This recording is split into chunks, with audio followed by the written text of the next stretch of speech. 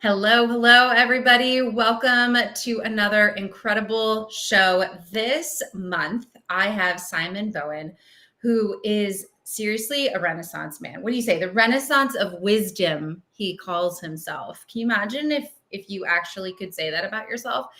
He impressed me so much when we were in Toronto at Archangel. I've heard of him, I heard his name, and listen, I have a high threshold for subject matter expertise and genius, and Simon is in that bucket. And so I'm so honored and excited that we can have some time with him today. He is quite masterful. I'm going to let him tell us his story instead of me doing it. If you're watching live with us, say hello. Let us know where you're watching or listening from. If you catch it later, still say hello. Definitely write in questions, comments. I will be reviewing my team as well as Simon. So love to keep those conversations going, and so excited just to be with you this April. So with that, Simon, let's hear, and he's, by the way, in Australia, so if you hear this little accent, tell us tell us a little bit about your story and some of the moments that have really shaped the way you think in your career. Sure. Well, I think people shape you more than moments. I think over the course of a career, if we just talk professional career, most people could look back over their career and identify a very small number of people, 2 or 3 people that significantly impacted them and how they think about things and how they approach things. I grew up in small country towns in Western Australia, and I'm talking 800 and 900 people. And, in those sorts of communities, if everyone doesn't pull together, the community just doesn't actually survive, through bushfires and drought and whatever might get thrown at it. And so, in those small towns, everyone is parenting you, so there's nowhere to hide in the town. Everyone knows you. And, one of the most pivotal people in my life was my first employer who, I started life in electrics and electronics, and everybody that went through his business, hit some pretty extraordinary levels in terms of, winning state competitions and all of this sort of business. And at my father's funeral, Kelvin came up to me and said, "How you doing, son?" And my father was also one of those other significant people that influenced how I think. And I said, I'm doing okay, Kelvin. And then we were chatting, and I said, how come you were so successful at training? It was predominantly young men in those days, training young men. And he said, "Oh, Simon, I was never training young men. I was never training boys. I was growing young men." And in that moment, I realized what a real leader does. And so he was running a business and everything else in a country town where you had to be competitive. But his business was a school where he was growing young men of the future. And I've had numbers of people over the course of my life that, that really gave me this sense that business, free enterprise, perhaps may be the most powerful force for good on the planet if the right people are leading it. Mm-hmm. And business should be a noble pursuit because it can do things charities can't, it can do things governments can't. And, it really is the cornerstone of any sort of society. I worked in that industry for a while. I worked in the automotive industry. I thought I'd go back and become a teacher. I spent a year with teenage students and realized I just couldn't do that for 40 years. I needed to hang out with adults. So I got into change management and organizational design and did a lot of work with, redesigning government utilities into government trading enterprises and things like that. And then went and worked as an executive manager for one of Australia's largest companies. And within 8 months, I was given the job of making about 300 people redundant, sort of one at a time over about an 8-month period. Now, I'm in my early 30s. And, people would come into the office that worked for the company for 20 odd years and not know what to do. I had one fellow come into the office, and I just had a gut feel that he had just become suicidal. on the news. And I went to my PA and said, we can't let him out of here until we've got some help. And there were two people that I felt were like that. And the responsibility you have when you have a level of authority over people that can change their life is significant. It should never be misplaced or undercalculated, if you like. If you are the manager of a team, or you are the founder of an organization, or you lead a group of people in any way, shape, or form, you are going to affect their life, and you want to be really sure about where your compass is when you're doing that, and what is your view of those people. So much of my view about business and professional career is really about what shape are people left in after they've spent time with you. We either push people down or we pull them up. Seldom do we do both at the same time. And so when you're no longer in their day-to-day experience, what shape are they left in after you've gone? And it's not a common conversation we have about leadership. How do you leave the people?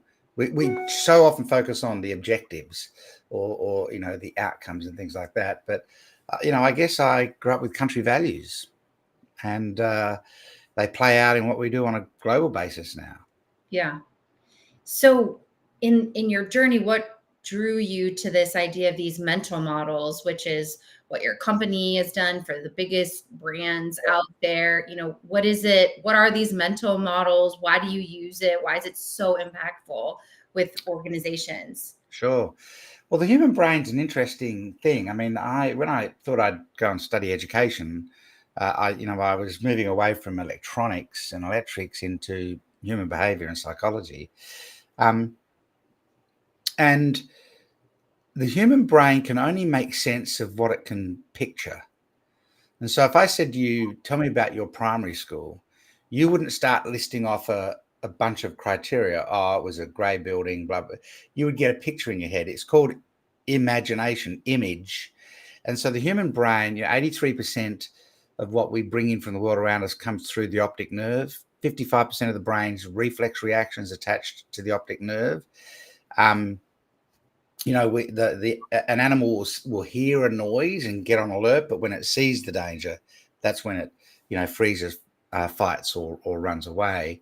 And so when we think about complex things, complex products and services, complex conversations or concepts that you need to share with people, anything that's complex is an idea in someone's head first.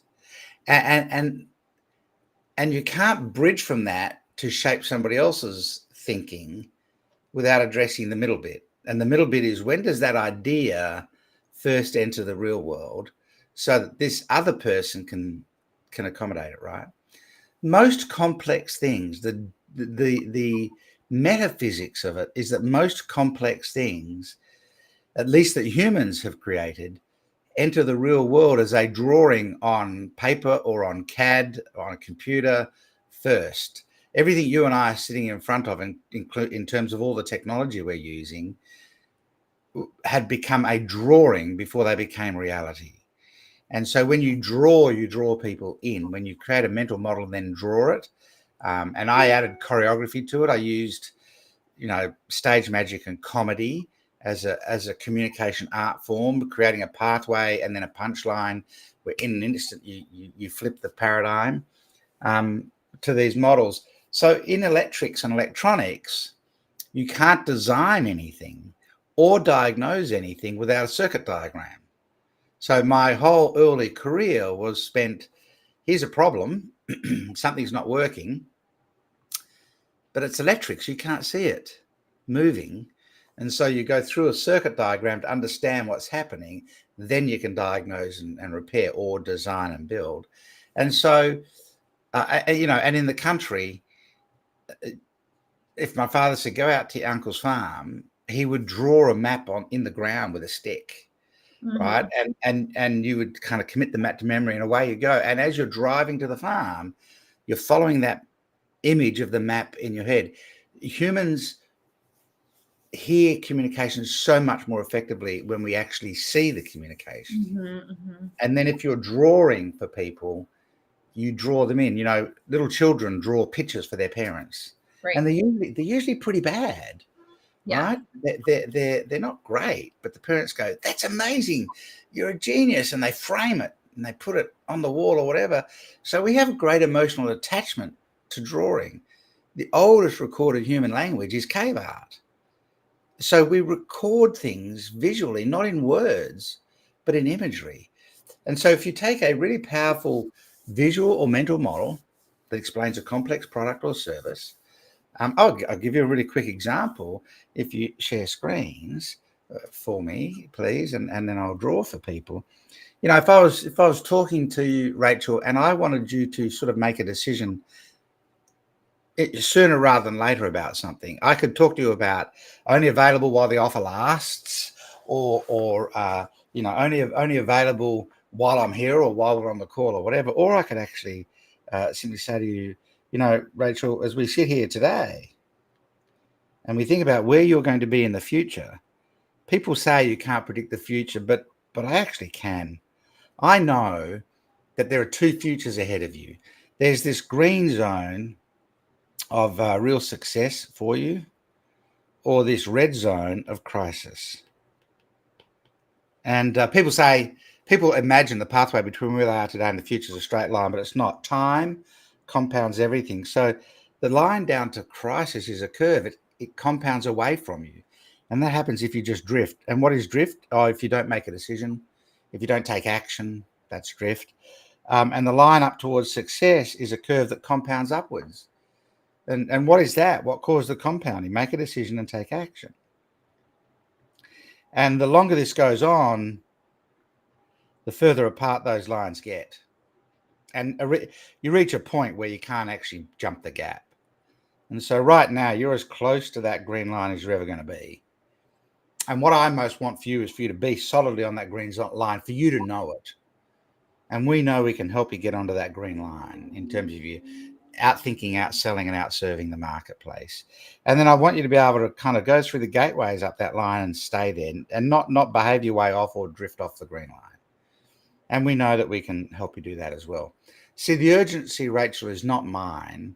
I don't need you to buy this while the offer lasts or anything else. I just need you to decide how long you're going to wait, because the longer you wait, the further apart the lines get. So when would be the best time for you to do this? Now, there is so much going on in there, Rachel, that I couldn't possibly cover in words only. And there's a lot hitting the subconscious mind. So when we use these powerful visual models and frameworks, we end up with a really potent conversation of a complex product or service. But it came from electronics. It came from maps drawn in the dirt to get to my uncle's farms and drop stuff off for my father, and it came from teaching 15 to 17-year-old boys things like Ohm's law and other concepts in physics, who don't remember it in words, but certainly can remember it if you give them a model to draw with. So, yeah, interesting. So, and that's what you focus on with the business. I mean, helping people develop these mental models for the brand, the essence. I mean, you come up with these really simple but complex structures. Yeah. I mean, what kind of drives you to keep doing this? What are some, what are you excited about? What the people you work with, what is it about this? Well, we tend to work with founders of companies that have brought some uncommon level of genius to the marketplace. There's a lot of people in the market that are copying everybody else, and then they're just repackaging it and selling it, and they're basically seeing what price they could get for it. But there are people that bring an uncommon level of genius to the market, but company genius. So company genius is a function of who first, the founder or the originator of the idea. Think Apple, Steve Wozniak and Steve Jobs. Then it's a function of what it is that we're offering in Apple. It's computers. And then it's how you do it, delivery mechanisms. So Apple stores and distribution systems and everything else. And then over time, as the founder steps back from the day-to-day of the business, the original genius of the founder starts to fade, and then the company starts to become commoditized. Now it's, instead of Apple, Steve Jobs, Steve Wozniak, simplicity, beauty of design, etc., or now who happen to sell computers through stores and online. Now we're just a company that sells computers through stores and online because the genius of the founder has faded. And so it became really apparent to me that companies have vision and mission statements and values. They have organizational design and structure. They focus on culture, but I kept noticing this gap through the middle. And the gap was, have you codified the genius of the company? Mm-hmm. Have you codified what is truly the unique genius you bring to the marketplace that causes all the products that fall out underneath that? And companies had not. And so, I was on a gold mine off the northeast coast of Papua New Guinea doing some work, helping them, with their organizational structures and designs. With a largely English was a second language. The Papua New Guineans speak Pidgin English. And we had to codify, what the mine was about. And that was the first time I built the genius model, which is this central model that we could, I can codify the entire genius of a company in a model that takes about 7 minutes to explain. If you go to any procurement process and explain your genius in about 7 minutes, you are way ahead of most other proponents. We had to codify that so people could understand it. If English is not your first language, it's got to be done visually. Yeah. Because the models transcend specific language. So I'm passionate about business. I think free enterprise is I just think it's such an important thing. But the risk takers of the world are the founders and entrepreneurs. I mean, they're the ones that put it all on the line. They're the ones that take the risk every day. They're the ones that have payroll hanging over their head. They're the ones that are constantly trying to stay ahead of the market. Think about AI, right? The founders of the world are thinking about how do we stay ahead of or get benefit from. I think they're the risk takers of the world. And, so often they've not actually figured out how to communicate the real genius behind what they do. And they're selling product. And as soon as you sell product, you're in feature and benefit world, which is commoditized. So, okay, how much is your thing compared to everybody else? As opposed to, there's something unique about you and I just have to work with you and I can't look away, kind of thing. Mm-hmm. So I'm driven by a love for business, but I'm driven by what business can do in the world, and that those risk takers, the founders, the originators of something unique, deserve to be able to express that to the world. They need to be able to outthink, outsell, and outserve everyone else. Well, and you kind of get stuck in your own world and working in the business, and that you, as the founder, the business owner, you start to lose track of that. And so you have this ability to kind of dig in, at least just in my short experience of you and the way that even what I've been thinking about with standout authority, and wait a minute, it's way beyond personal branding or, this process that we have, right? What are we actually doing and getting to the DNA of what we're trying to create, which is, about humanization. So I think it's really profound, your ability to do that and to make people think so outside the box in a way that's actually really uncomfortable for an entrepreneur or business owner. So I think that's really astounding. And I'm really curious. You talked about this at Archangel a couple months ago, but just with AI and it's commoditizing so many things even more, right?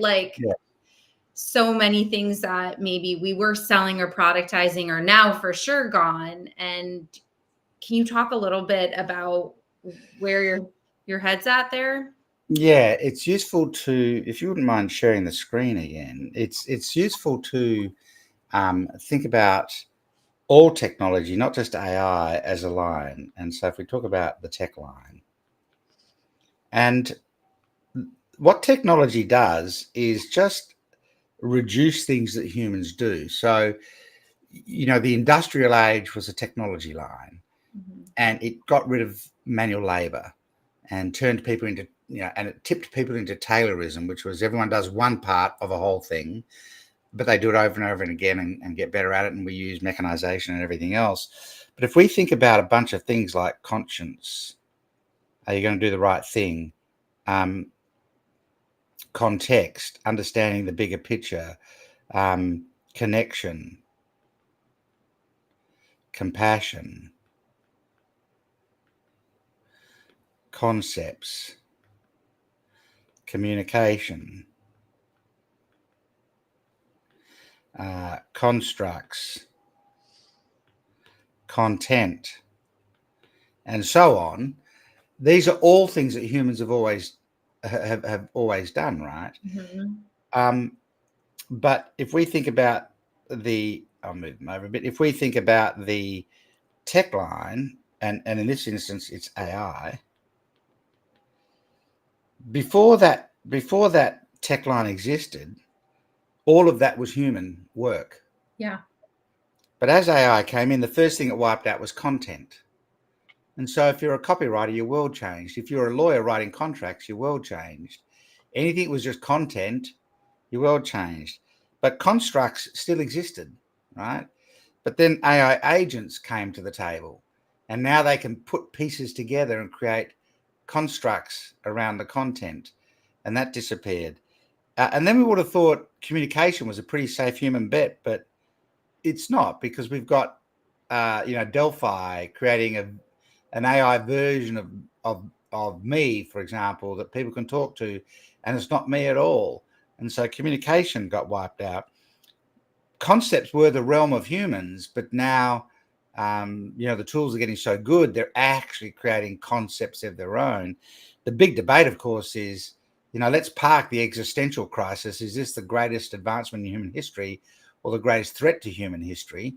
But AI is coming up with its own concepts for things now. I mean, I'm sure you would have seen that news article about two devices talking to each other, and then they just actually started speaking in their own unique language that humans couldn't understand. Two digital devices created their own language. That's a concept, right? It doesn't, and I think the line is about there at the moment. And so above the tech line, and the line really determines what human, what human value is. And above the tech line is where humans should be elevated.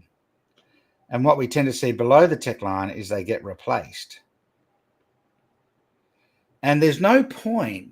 The one thing we know about technology, not just AI, but technology in general, is you can't stop it, because humans are incredibly inventive, and technology serves marketing and business and war and economics and all of these forces that are bigger than any one of us. Yeah. And so you can't stop the tech line, right? After AI, there'll be another technology. I mean, everyone thought the world was dramatically, the world changed because of the internet, right? Yeah. I'm old enough to remember pre-internet, and when you literally had to go to the bank to get your money, and you didn't go to the ATM, you actually had to physically go into the bank, Well, look at how that's changed these days. So the tech line doesn't stop. It's always there, and it's always rising. And as it rises, it takes out a bunch of stuff below the line that was once the domain of humans, and it replaces the humans with that. There's stuff above the line that, is maybe at risk, and then there'll be some things further above the line that humans really have to bring to the table. I think we're in a world right now with AI where,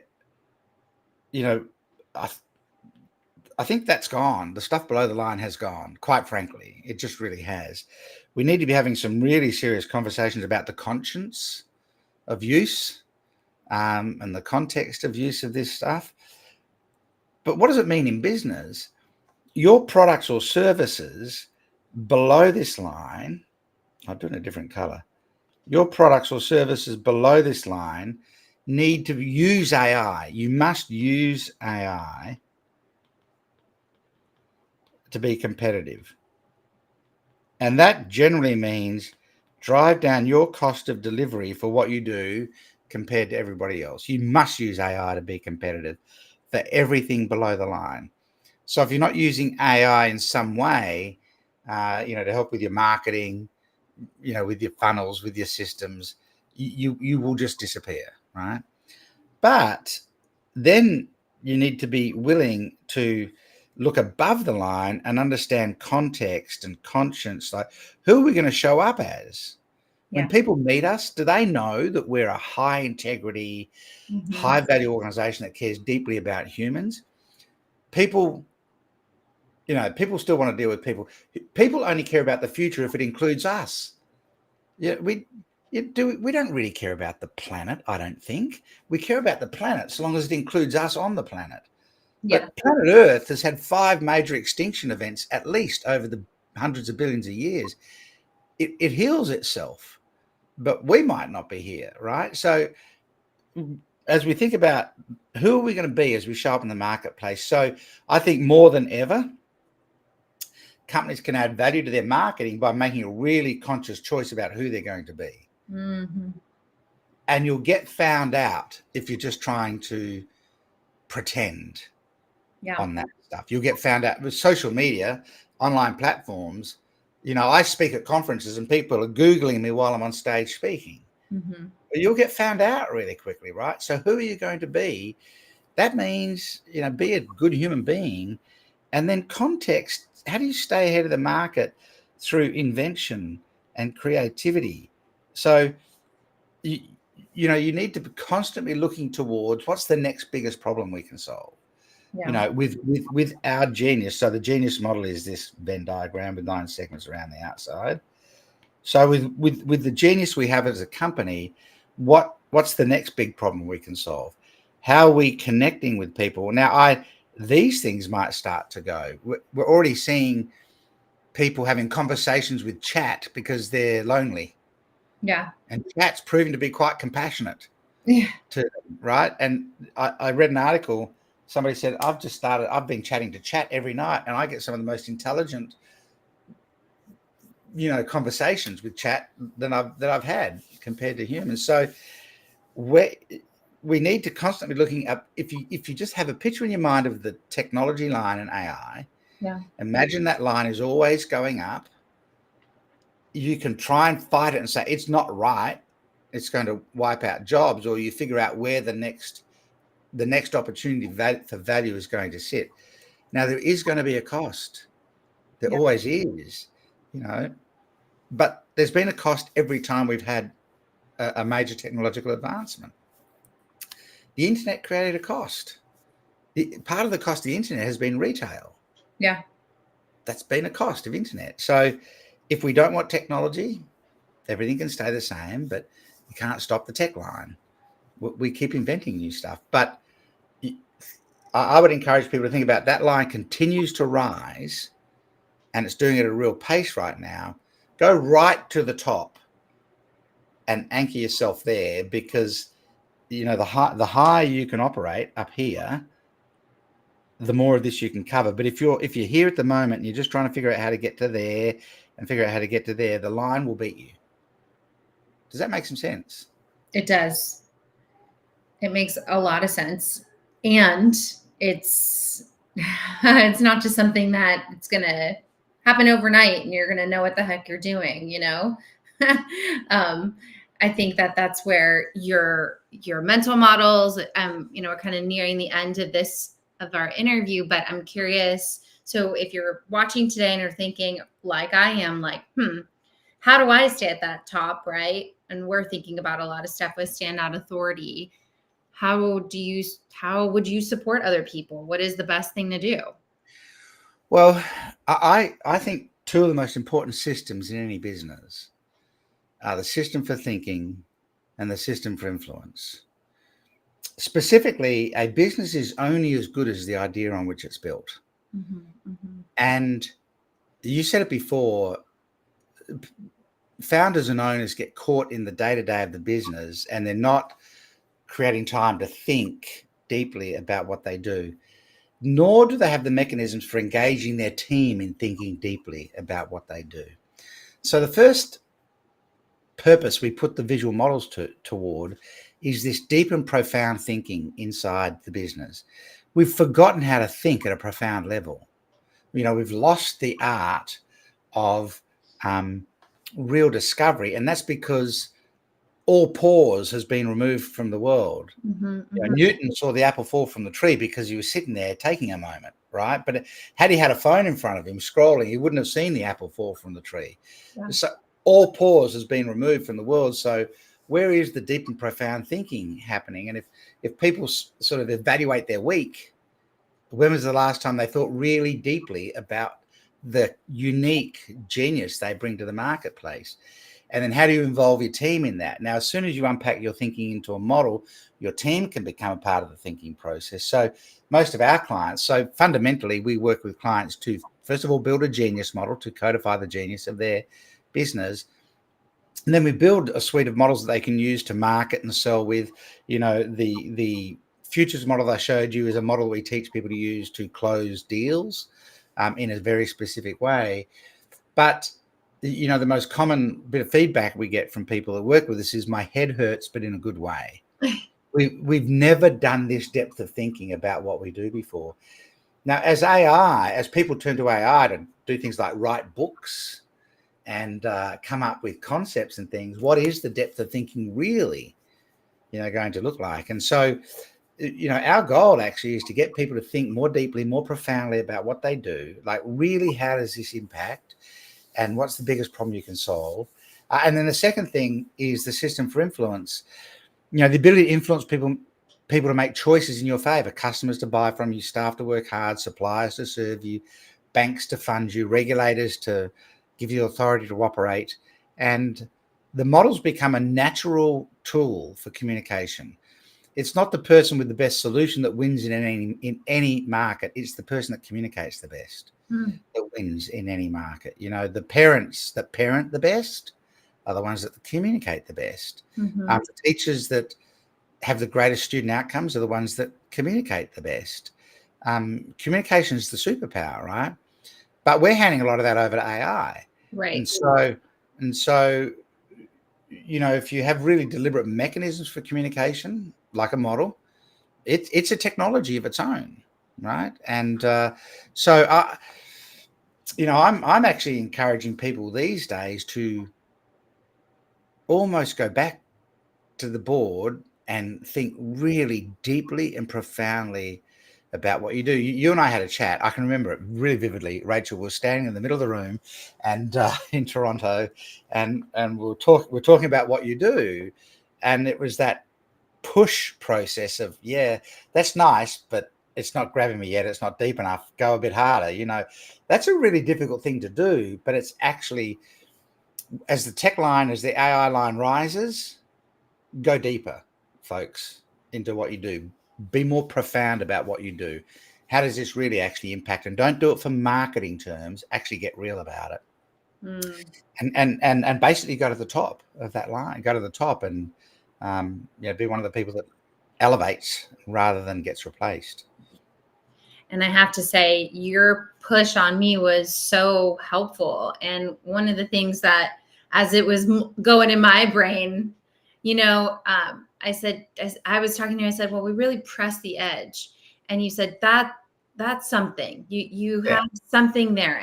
And from that conversation, we've been thinking about that. Like, what does it mean to press the edge in everything that we're doing? And that was just a little bit of time with Simon, right? Just for him. And I am quite much a thinker and academic in that way. And I so appreciate your way of getting us to think deeper. I think I couldn't agree more that is the new currency.